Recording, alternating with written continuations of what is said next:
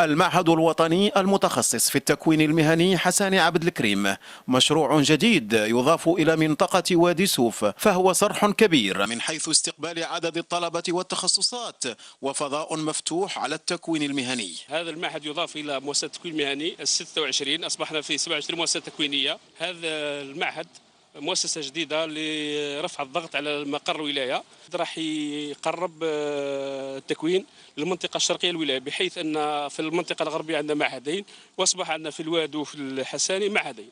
متخرجين الثالثة ثانوي لا يجدون ملجأ ولا اتجاه إلا التكوين المهني، لا يوجد عندنا مؤسسات ولا جامعات كبيرة هنا ولا مؤسسات باستثناء التكوين المهني.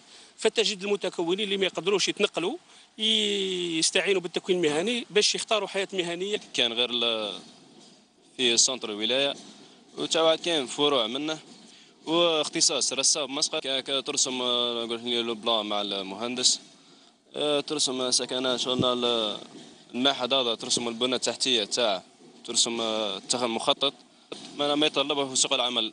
الفلاحة التي هي من أبرز خصائص المنطقة نالت نصيب الأسد في هذا المعهد الجديد بوادي سوف، بالإضافة إلى التخصص، يعني الاختصاص في الفلاحة، زراعة الأشجار المثمرة، زراعة الخضروات، تصميم البساتين، حماية النباتات. قبل ممكن ما يعطيهش أهمية، ولكن لما يشوف التجهيزات واش يقدر يدير في مؤسسة خاصة نتاعو، ولا ينتجها في المزرعة نتاعو، ولا حتى إذا كان مستثمرات كبيرة يقدر يشتغل كموظف فيها. فيه مزرعة منطقة للتجارب التطبيقية في الفلاحة، بالإضافة إلى تخصيص له 18 تخصص. يبقى طالبو العلم والتكوين من أبناء منطقة وادي سوف متعطشين لمثل هذه المشاريع التي قد تفتح أبواب التكوين وتوفير فرص العمل للشباب.